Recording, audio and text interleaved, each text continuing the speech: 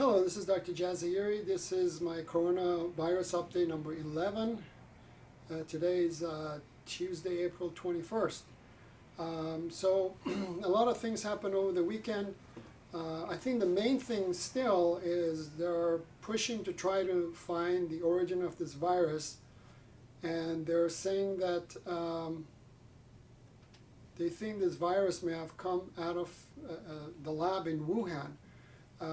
Now the head of Wuhan in 2015, this virology lab or institute became a level 4 lab. So that means they can handle the most dangerous viruses such as Ebola, for example.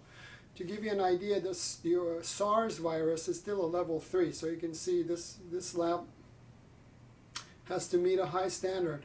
However, when the American diplomats visited this lab in 2018, there was some concern about some of the people that are not being qualified, and there was some concern about potentially a virus leaking out of this lab.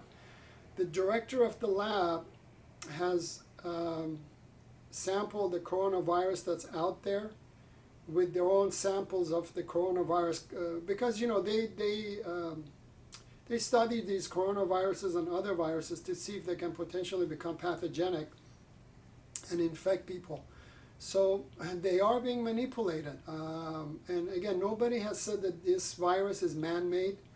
Nobody. The coronavirus that's out there, it's not man-made, according to all the experts. But it could have been manipulated or manhandled. So anyhow, the director of the lab says that she compared the coronavirus that's in nature now to the coronavirus that they have in their own lab, and there's a lot of difference between them, and it would take 50 years to get to that stage. So the difference takes about 50 years. However, some virologists argue that if they do culture this coronavirus in a petri dish, that it can speed up this process, and then there's natural mutations. You know, as you speed up the growth of these viruses, you can get natural mutations. So in a year or so, you can have 50 years, or a few years, you can have a 50-year difference between them, even though it was the same virus. So, who knows? We may never know, but that's where we are now. It seems like that's the push to find out where this virus originated from. The other thing that's come up is, again, everybody got scared with this aerosol study when they showed there's micro droplets. Again, I got to hand it to the CDC. I think from the beginning they've been very kind of neutral. The CDC has always maintained that there's no evidence that these micro droplets can infect people. Now there are experts saying that, yeah, they agree. These micro droplets, remember, they're extremely small, and just a wisp of air would just move them away. And as we walk, now if you go really fast, you're going, like a Formula One car, yeah, you can potentially hit some of them. But normal walking speed, as we walk, we are parting the air, okay? We're displacing the air so we can go forward. And these droplets just move out, okay? So it's not an issue. They've even looked at, these viruses on clothes and this and that. Again, if you're a healthcare worker and you're constantly dealing with these people, you could have a large load on your clothing. Definitely, you should come home. Somebody sneezes, from the back on your clothes. You should go home, take it off, put it in the washer, wash your hands, put new clothes. Obviously, it's just common sense. The same thing with the bottom of your, shoes. As I said, it's a cesspool anyhow. So you should not bring your shoes in the house, especially if you have little babies who are not walking and crawling on the floor. Just common sense. But I wanted to talk to you. There was this, remember that show Mythbusters? If you remember, there was an episode when they look at people who flush the toilets. They found out that these molecules get, sprung into air, and they float, and they found them on toothbrushes, and in the bathroom and this and that. Again, that's why we have an immune system. It's been fine-tuned over, billions of years.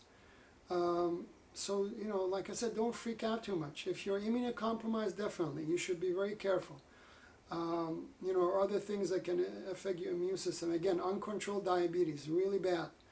But otherwise, you'll be fine. I mean, don't stress it too much.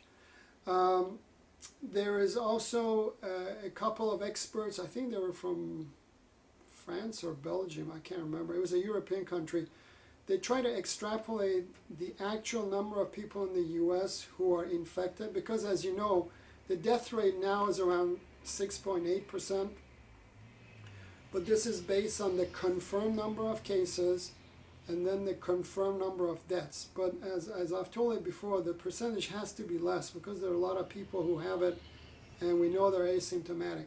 So they have looked at data and they've adjusted their estimate, and they actually went down in the United States. But still, with the downward trend of the number of people who are infected in the U.S., the death rate then was 0.96%, so just under 1%.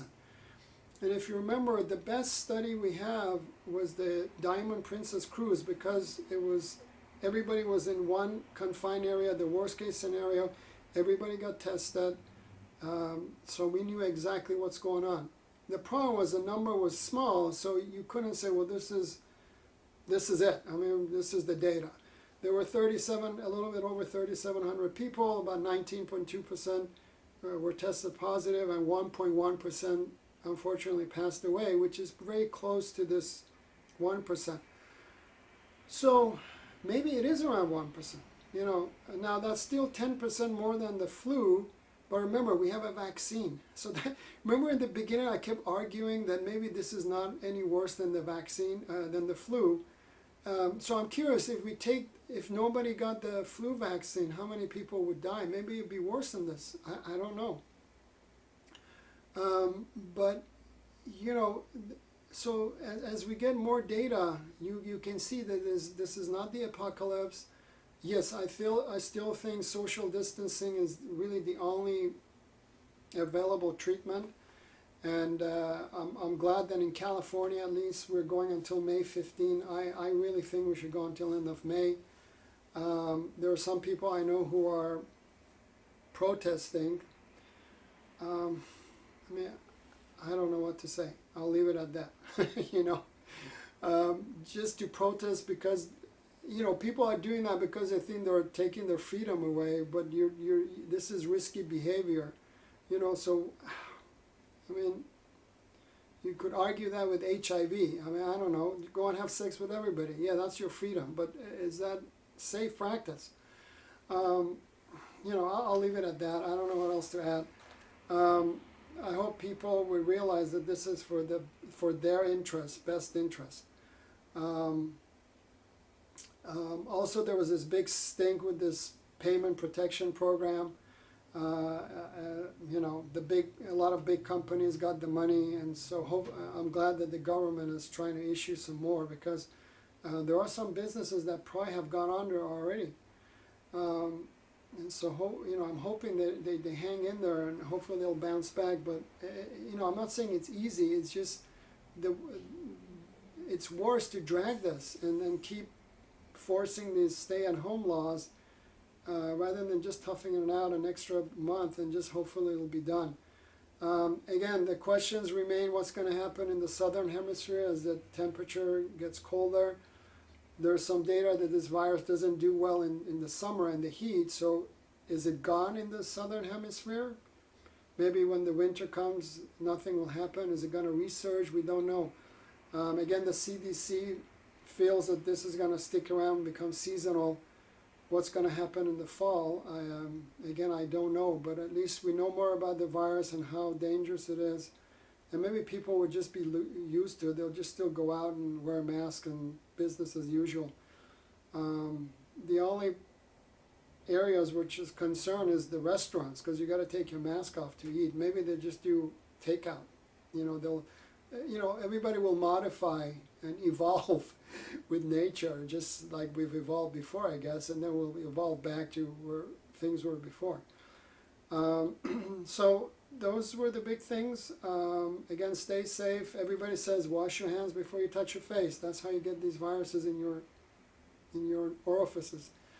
All right, be safe. I'll talk to you later. Thank you.